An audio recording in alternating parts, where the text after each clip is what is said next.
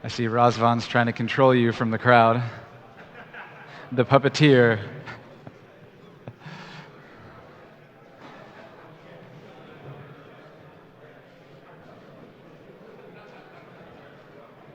So even though I do have a development background, I currently work on a lot of cultural topics and learning topics at Sociomantic. So for me especially, it's really cool to see these mentorship programs. It's really an honor to have master's students on stage. And I actually was extremely blown away that there is a third Razvan. I don't know if you can see, but like Alex's middle name is actually Razvan. So it never ends. The Andres and the Razvans of the D community. No, but more seriously, thank you all for your attention, and let's give a big round of applause for Alex up here.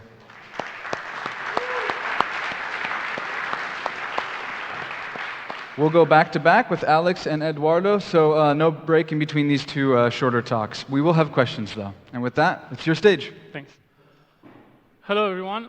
I'm Alex, and today I'll be presenting a zero-overhead interface between the D language and the C++ standard library. Now, from this slide, there are two things I want you to take away. So, first of all, the title is the most verbose and self-explanatory title from the whole conference. So, just from that, I think everyone should understand exactly what this talk is about and have no doubts. Now, the second thing, as Dylan said, my first name is Alex, my second first name is Razvan. So from now on, when anyone asks you about the most popular Romanian name you think of, it's not Andrei anymore, it's Razvan. Now, serious stuff. Why do we want to do this? Why do we want to have a zero-overhead interface between C++ and the D language? Well, first of all, we have C++. Now, I want you guys to tell me how many of you have ever used C++ or still use C++ on a daily basis? Cool. So mostly everyone. Now, we have C++, and a big part of C++ is the STL. This thing is actually widely used, optimized, and it's well tested. So we have C++ on one side with the STL, on the other side we have the D language. It's efficient, it's powerful, it's amazing, it's awesome. But most of you would actually want to be able to use the STL from D. So a lot of people have actually legacy code or would want to be able to use the tools provided by the STL from D. So that's exactly what we're going to do. We're going to tap into that power. Now, how are we going to do this? Well, on one side, we have your typical D code. For example, here we have a D program which we want to use the STL vector. So we just instance it, and for example, we want to do a pushback.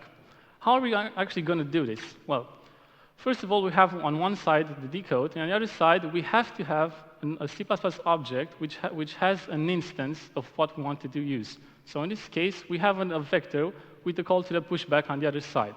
Now, we're working on the premises that we will always have a C++ object on the other side with an instantiation of what we want to use. What's the main idea? We don't want to compile C++ code, we just want to link to it. So we're always working on the premises that we have an instantiation on the C++ side, and we're going to link to that.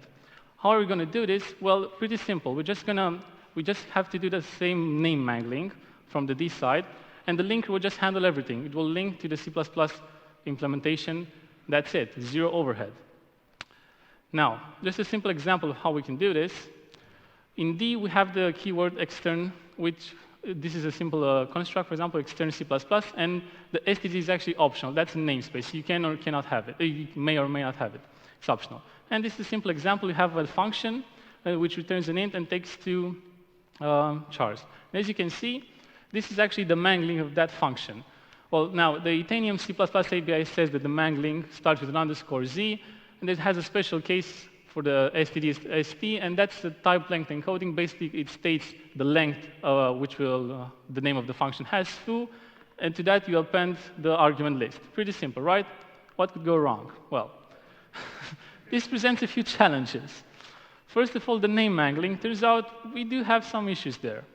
But besides that, assuming there's no name mangling works perfectly, we have RValue references, and this is kind of a hot topic because we don't have that in D yet, but we'll see how we'll handle it.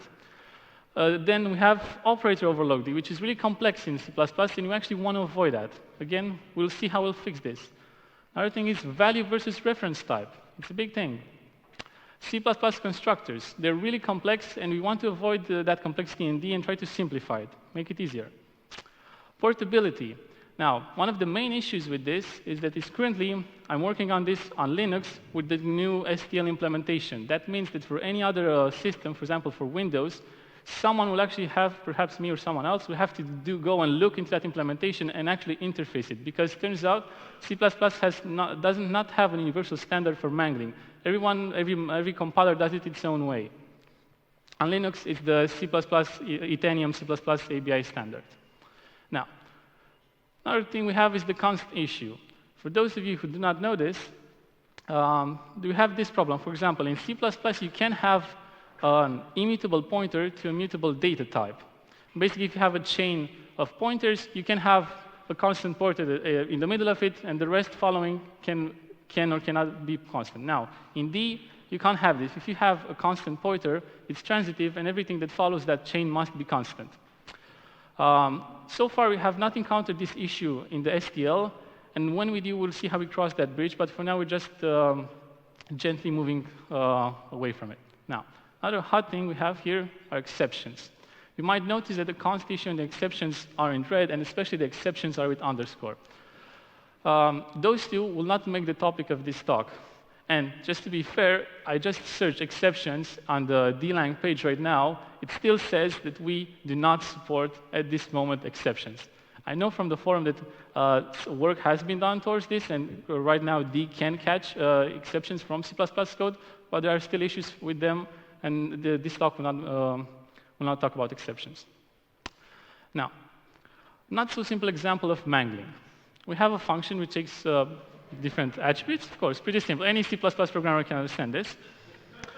Now let's see how the mangling for this looks. Now, I've shamelessly taken this picture from someone's GitHub account who happens to be a D contributor. So if you're watching this or you're in the crowd, thank you.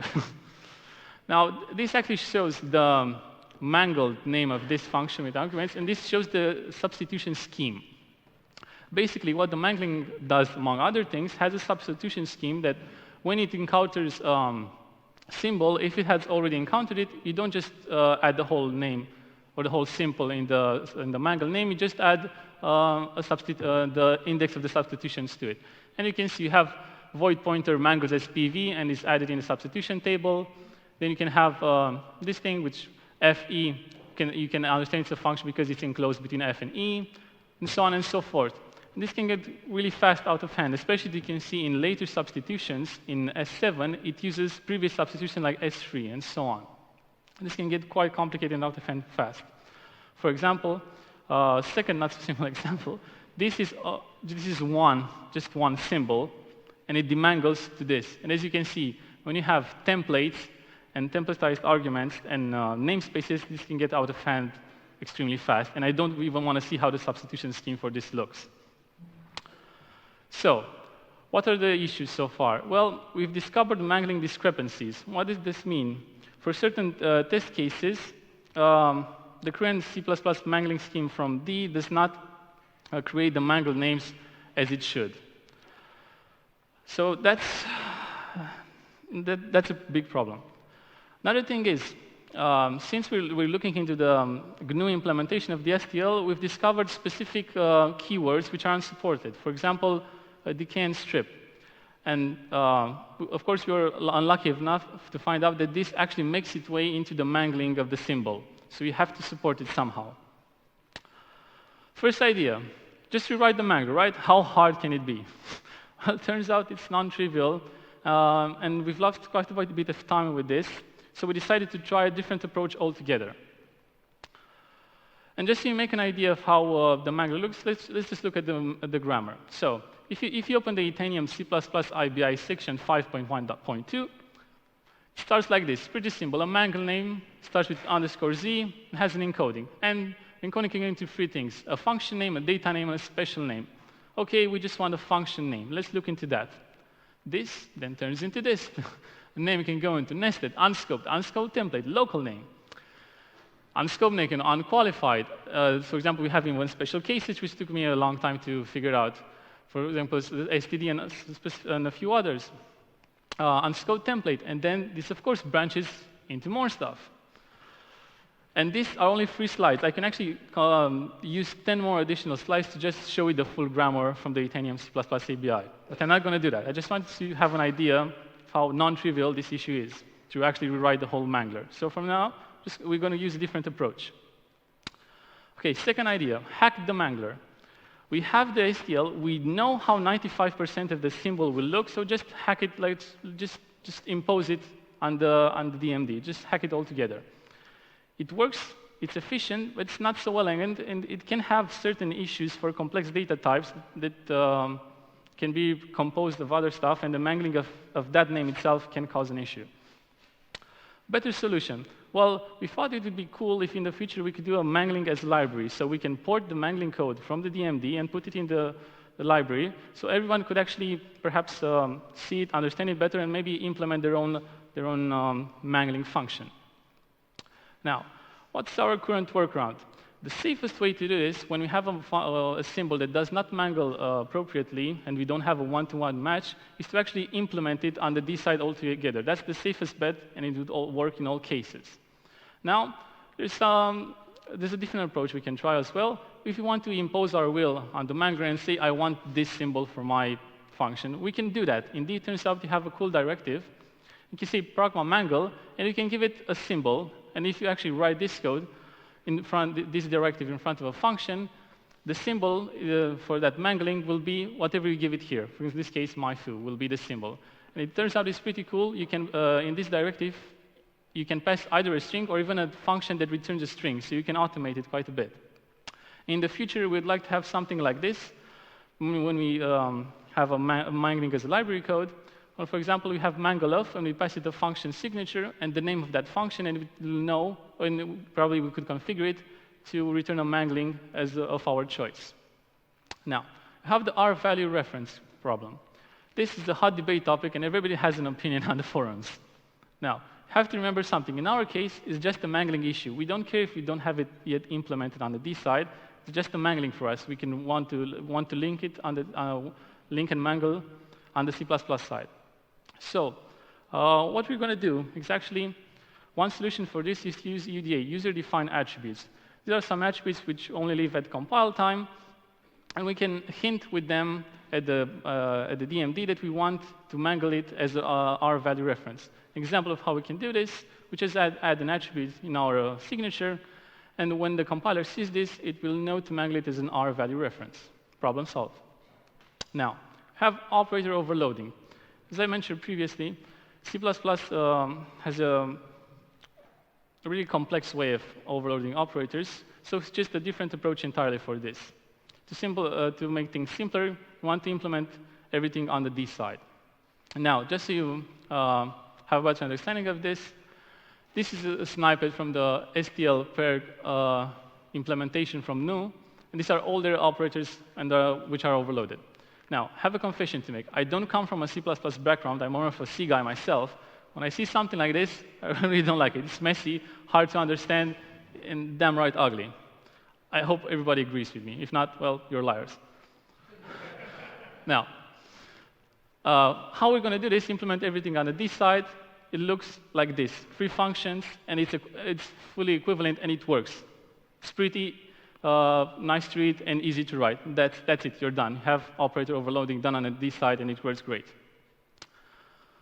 Now, PassByValue. This is something else we're struggling with. Right now, this implies copy constructors. And as you may know, these are not compatible between C++ and D.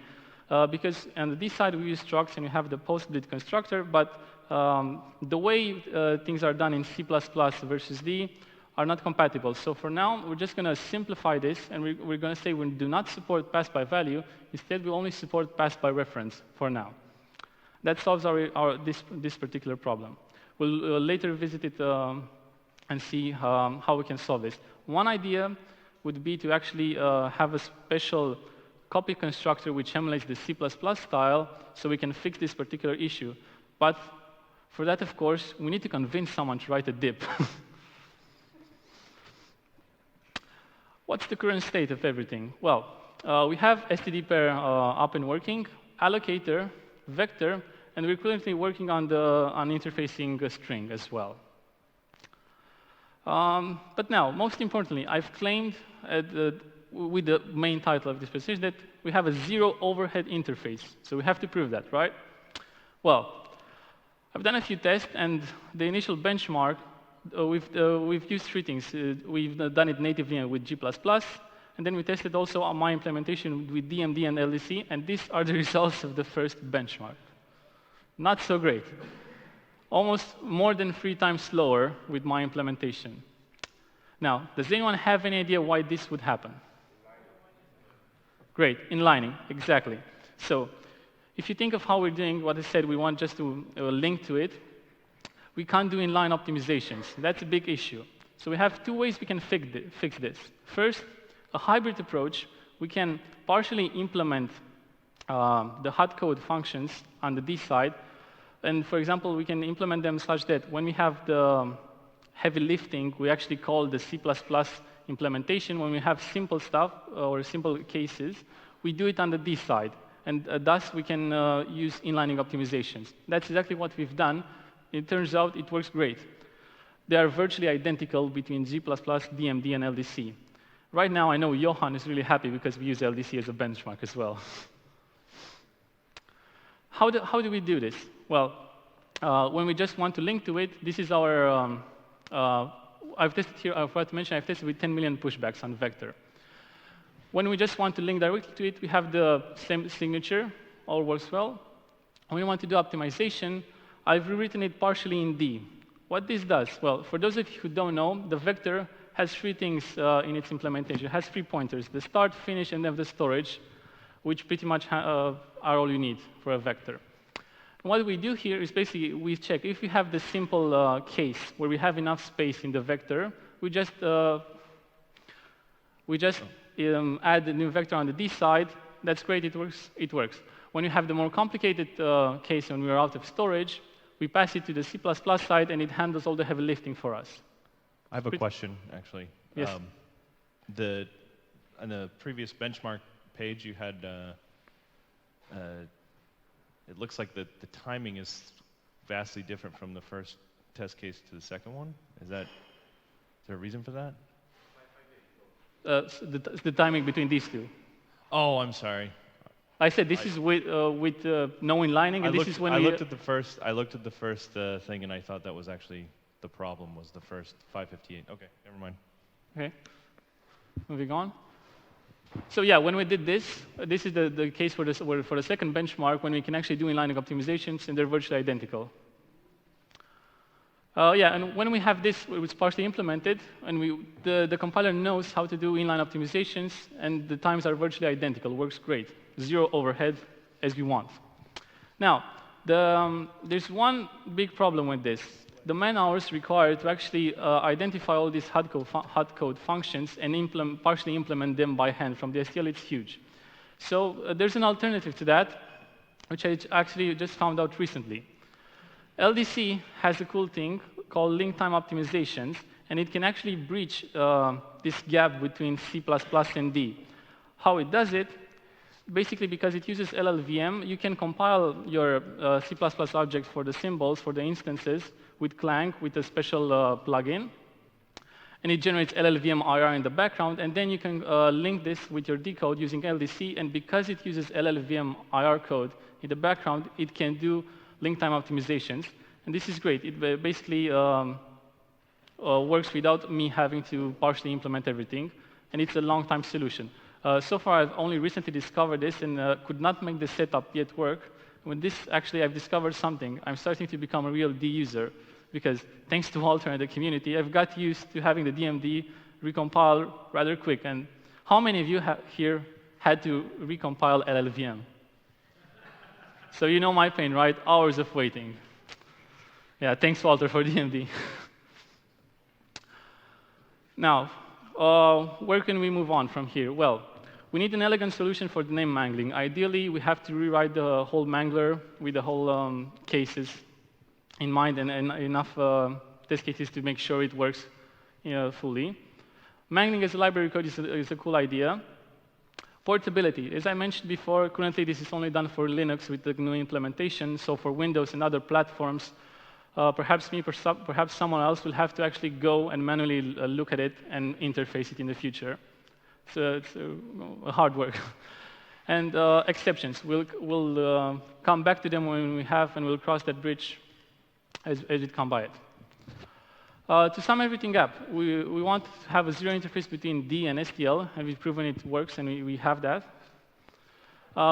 We've taken the first steps towards achieving that. We have interfaced a minor subset of the STL. Now, this, of course, requires an incremental approach, and due to the biblical sizes of the STL, we clearly have a long road ahead of us. Thank you.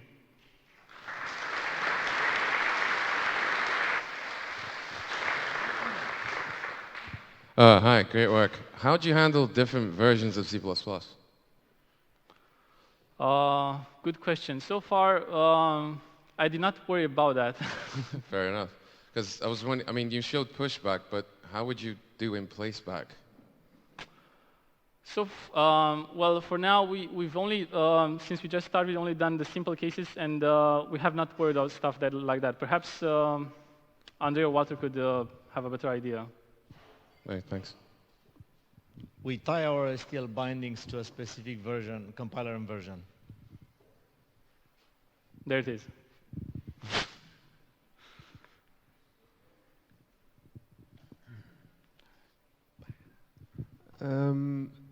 How do you instantiate the templates on the C++ side? Do you have a separate instantiation file that you generate somehow? Yeah, so basically for the test cases we use, for example, if you want to do the pushback, you can just define a one-line unused function which does a pushback, and that guarantees you have an instantiation and a symbol mangled on the C++ side. So you have a really small object with the instances you need, and you link to that. We always operate on this assumption that we have an instantiation, a C++ object with the instantiated symbol we want.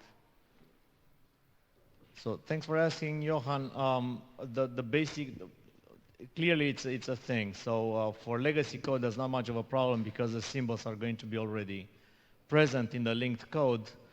For more exotic users, there may be linker errors. And a couple of possibilities we're looking at is we could build a tool with one of the Razvan's projects with the compiler tooling, the front-end tooling, which could actually generate the instantiations for us.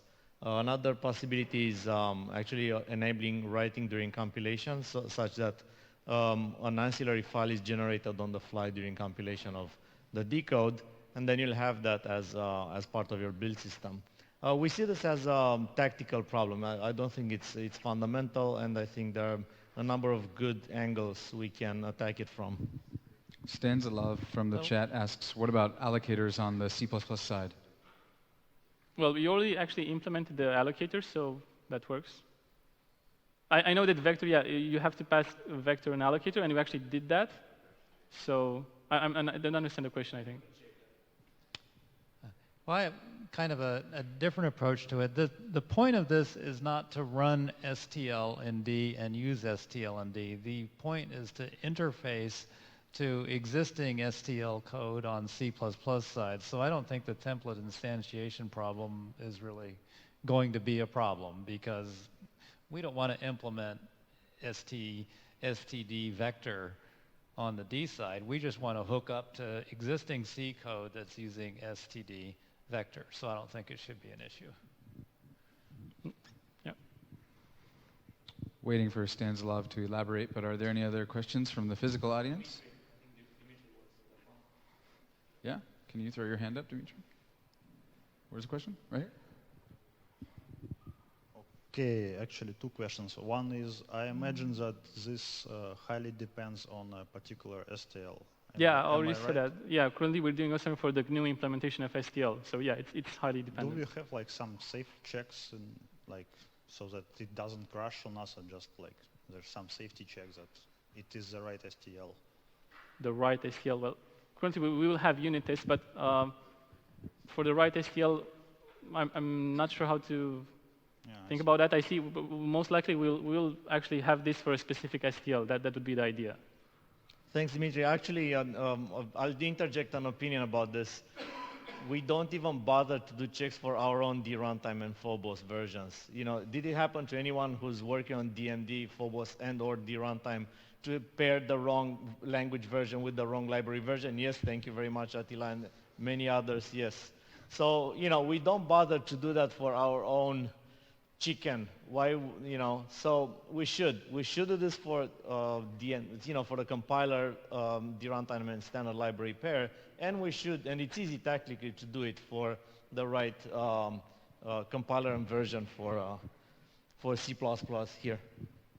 Okay, then I guess the second question is, I imagine that it will become popular once it works, and people would like things like, how do I get a C++ vector of D struct, for instance?